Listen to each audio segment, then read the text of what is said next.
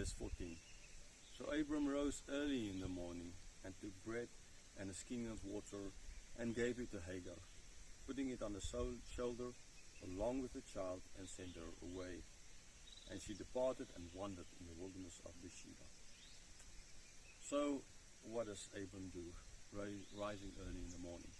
When he's going to travel the 3 days, he started his journey, 3-day journey to get to Mount Moriah. He starts as well the journey early in the morning. So there he got up early in the morning to start to get kind of his son, rid of son Isaac. In this case, early in the morning as well, he is getting ready to let Ishmael go. Now, why early in the morning? I mean, it kind of makes sense. You're not going to start in the heat of the day to let them go, right? That would be totally evil. So you give them early in the morning is the best time to travel, right? So it's a very practical thing. And he takes care of them by giving them bread and water. Now, did he give enough bread and water? As we can go see, no, he didn't give enough bread and water. Abram was dissatisfied. Abram heard that God said.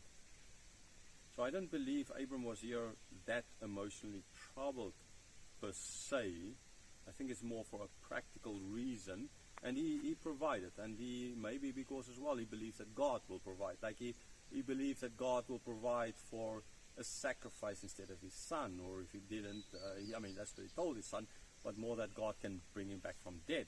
So in that sense, maybe. So I think, although others will always say, this is the reason he immediately did it, because now he's showing that he trusts God and his faith. Yes, I think through other things we can clearly see that his faith was at this stage strong enough for him to let go. But I think it's just practical, more that it's just a practical reason. I mean, I can't get into Abram's mind and exactly see, but this is when you would start a journey, right? It's like now with our recording.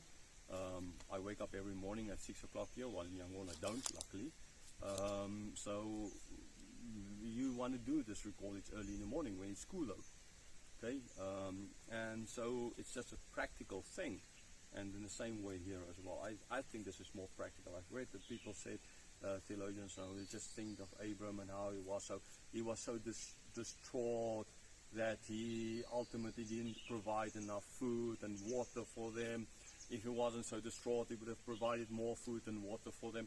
But I mean, how much can you carry, right? He could have given them 100 liters of water and 100 loaves of bread or something, so they could get through the desert. But they can't carry all that weight. It's just impossible. Okay? You can carry a couple of liters of water, okay, and a couple loaves of bread. That's what you can carry. They didn't have a car. They could put off a cart, that they could put it in on something and push it along. Okay. Now, yeah, maybe he could have given it a donkey or something like that. Now we don't know why that didn't happen, but he just let the two of them go without anything. Well, because God said He will take care of them. So I think this is more really what is happening here. We in this see more as well Abram's faith more than a distraught Abram not thinking straight. So she departed and she wandered in the wilderness. Okay, wandering in the wilderness. Who else was wandering in the wilderness when this was written? The people, the Israelites, were wandering in the wilderness when this was written. And God provided for them. God gave them water, God gave them food, the manna. God turned bitter water into sweet water. God provided. Okay? And the same way God is going to provide here for Hagar and Ishmael. And so since God provided for Hagar and Ishmael there, and they are of the line of Isaac, the promised line, so therefore clearly we can see that the connection is being drawn. If God provides for them, then God will provide for you even more so, because you are the chosen line. Right? So for Christians as well, those chosen by God, the children of God, they will be provided for. I'm not saying here that they will have lots of things. It's not prosperity gospel, right? Not at all. Christians, lots of Christians, I know lots of Christians who suffers and don't have a lot of food to eat. But they always have enough, even if they don't have a lot. Because ultimately God is providing for them, but not in a lot. I mean, the people wandering through the desert, they didn't have 5-star meals, right? They got tired of eating manna the whole time. But God did provide. Sometimes God gives the 5-star meals, and sometimes God gives the instant noodles. God provides for his children. Verse 15. When the water in the skin was gone, she put the child under one of the bushes. Okay, so the water done. Now, lots of bushes around. Okay, she puts the child under one of the bushes. Now, there's a lot. I mean, when I read this text, I was like, yeah, there's a lot of questions. I don't know everything. I sure don't know everything about the Bible. I'm still learning as well, and while I'm teaching, I'm learning a lot. I've still lots of sins, and there's still lots of things I need to learn and change in my life. And so some of the questions that arose from this was like, Ishmael would be around 18 years old. Now, his mother would be, what, in her 30s at least, right? We don't know how old she was when she gave birth, but kind of in her 30s at least, right? And so who would you think is the stronger of the two?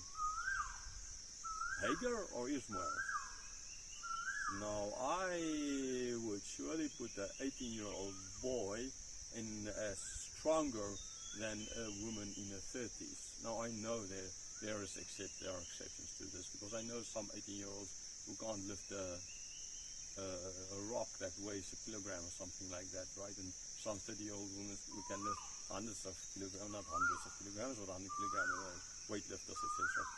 Right? So, I mean, but this is not now and this is not then kind of idea, right? So, boys those days would not have been like this. Ishmael clearly was not some other invalid or something like that, right? And he's becoming this big hunter. So surely he would have been a strong man at that stage. Called himself still a boy, because some mother's sons, even when they're 40 years old, will still be boys. In certain cultures, man, they are still boys at that age. So anyhow, that's about the point. Not the point I'm trying to make. So the question is, he ought to have, and I'm pretty sure he was stronger than her. So why is he now the one to be put under a bush and she's the one to be surviving so long? Now, I think the only thing I can really come up with in this case is, that kind of makes sense for me, is that he gave her the water to drink. That she was drinking, he was most likely as, the man in the family, to put it like that. I know lots of families without husbands, and where the boys, 14-year-old, they are the fathers in the family, and they take care of all the siblings. I know this family, like 5 kids, and the oldest, he was like in a camp there in St. Petersburg with me, and I was his counselor, and he was 12 years old, and he had to take care of all his brothers. He had a couple of brothers there and a sister as well, and he was never allowed to show any signs of weakness, and he kind of opened up to me, but and so this is what Ishmael would have kind of been like. If a responsible boy, he would have been taking care of his mother. She would have said, no, you drink. And he, as the man, would have said, no, you drink. You are the woman. You are my mother. And it makes sense. I would have done the same thing. And we all ought to do the same thing. This is a husband. This is a man's responsibility. He needs to take care of his wife or his children or his mother in this case. And so therefore it does make sense, the kind of sense that he would be weaker than her at that stage, because she would have been drinking the water. That's the only thing. Maybe you can come up with other reasons, but that's the only thing that kind of makes sense to her, to me, right? Of why this happened. And not so much. Right? I mean, I thought about this a lot, and I just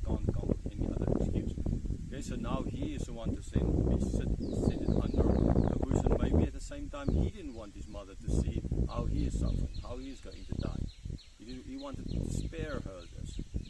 So I can again imagine this scenario of, so they come, he gives her the water to drink, he gets weaker, she still stays kind of the same, and then at a certain stage he understands that we don't have water anymore and I can't go on, okay, and I'm going to die and I don't want to see my mother.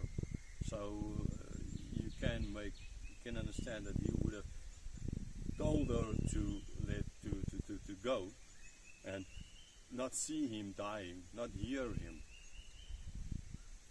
But the story is told from Hagar's point of view, so we don't see Ishmael's point of view. And so that doesn't imply he couldn't have done this. We just see the story from her side. Okay, how ultimately she did relent, she did go, and she went away from him. Okay, so, and getting under a bush, well, the sun's shining. I would rather, when I'm thirsty, be under a bush than out standing in the sun. I don't want to stand over there and teach in the sun. I stand here in the shade. Just plain wise. Verse 16. Then she went and sat down opposite him, a good way off, about the distance of a bow shot. For she said, "Let me not look at the death of the child." And she sat opposite him. She lifted up her voice and wept. Okay, so yeah, and so again we see it from her point of view. We see, so I say, I'm most likely sure he insisted on her going a way off, so that she won't see it, so that she won't be burdened with this, right? Maybe he felt guilty about all of this because he was the one who laughed, okay, and so he wants to make right for the wrong he did. I don't know. I'm just saying how it might have happened. The Bible's not clear. It tells her side. She didn't want to see him, but she didn't want because he first informed her that this is going to happen, and therefore he, and therefore she. It could have happened. Okay. It's just again the only way how it seemingly for me can kind of make sense in this case. So she started crying. Verse 17. And God heard the voice of the boy, and the angel of God called to Hagar from heaven and said to her, "What troubles you, Hagar? Fear not, for God has heard the voice of the boy where he is." So it states that she cried. So what is now? Is Ishmael praying to God? Is Ishmael reaching out to God? Is this kind of what is happening here? Again, we don't know. We just hear that God heard. Ishmael did something. God heard this. And so not because she was crying, because he did something, and for his sake, because he's the son of Abraham, as God promised, he heard, right? And God acted. Like later on, guess who? When Moses is there in the desert, he's at the burning bush. God says, "I heard." Right? God heard the people there in Egypt. In the same way God hears here, right? So God knows, and when God hears, God is going to do. God knew this anyhow, so again it's for their sake. I won't let you. Okay, so now these words with the people in the desert on the way to the promised land, God hearing them. God hears, and God gave them manna, and God gave them a shade in the day, and God gave them fire at night. God provided because God hears.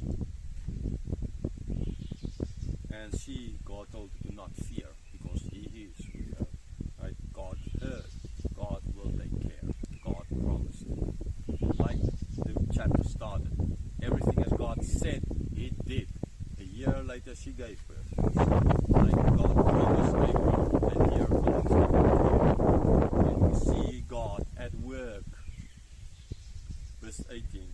Up, lift up the boy and hold him fast with your hand, for I'll make him into a great nation. And so now again you can imagine Ishmael there under a bush, basically lying like he's at death's end. His lips parched, his tongue stuck inside his mouth. He can't even drink his spit anymore because there's nothing of that left. He is like he's dying, right? No strength in him anymore. So you can understand why she had to get up. She had to lift him up and help him to drink the water. Okay? And God again promises, like he promised her years before his birth, even when she was pregnant, that he will make a great nation. Now God reiterates this promise. Verse 19. Then God opened her eyes, and she saw a well of water. And she went and filled the skin with water and gave the boy a drink. Okay? It's like God, like, open her eyes. There's water, there's water, there's water. Maybe she was sitting, but she couldn't see it. Okay? It's like now when we were recording up there at the pagoda that came down. And then we went to the people we know there. And they told us about this water here, okay, and told us how to get here, right? So it's like if they didn't inform us, we would have known, we would not have been recording here, but because they told us, therefore we could come. So in this case, it's the same thing what God is doing, right? God opened her eyes, told her, showed her. Again, you can imagine, why crying, she's weeping. A mother weeping in that culture in those days. Her eyes filled with tears. You can't see through them, like nearly blinded. So even if you're sitting on water, she would not, because of the blindness, of the sorrow she's feeling for her son that's dying. So God had to calm her down. And then as the tears started leaving her eyes, and now she can see. Okay, so maybe this is what God did. By his reassurance, calming her down, being able to see. Again, we don't exactly know. It could have happened that way, but we don't know. God did. She saw. She took the water and she gave. She lifted him up, his head kind of like that you see in the movies, and poured the water in. Verse 20. And God was with the boy, and he grew up. He lived in the wilderness and became an expert with a bow. Okay, so you see, he became an expert hunter, right? He could, and ultimately, hunters pretty strong people, and so he was already. He wasn't in the military or anything like that. Otherwise, he would have been a hunter. Verse 21. He lived in the wilderness of Paran, and his mother took a wife for him from the land of Egypt. So his mother, because his father is out of the picture, Abram, that is Abram's task to find a wife for him. Abram is gone, he's not in the picture, they left. So next in line, the mother. The mother is now the one finding a wife. And who did she find? An Egyptian like herself. Okay, so he gets married to an Egyptian, so now he's 25, 70. I mean, their children have 75% Egyptian blood in them, basically from this Egyptian. I understand, we don't know how much of Egyptian blood Hagar had in her. She was just 50% Egyptian and 50% something else. I mean, then it would make mathematically 75%. But if she was fully Egyptian just, and he was just as Abram, as we know from the line he came, then kind of, sort of, around 75% he is Egyptian for the children, the offspring of but it doesn't matter so much. He would have been seen. To just get back to that whole point of, he was an Egyptian, ultimately his offspring were Egyptians. And that goes back as well to the whole idea of how God promised and said that this is how it's going to happen. Right? He is, they will be oppressed by the Egyptians. They knew that God didn't say the name again. I said earlier in this video, God didn't say the name of the people who oppressed him, but the people now, years later, hearing the story, they knew they are Egyptians. And here, by stating clearly, Hagar, Egyptian, she took a wife, Egyptian, for Ishmael. Yeah, they are the Egyptians. They were the ones oppressing them.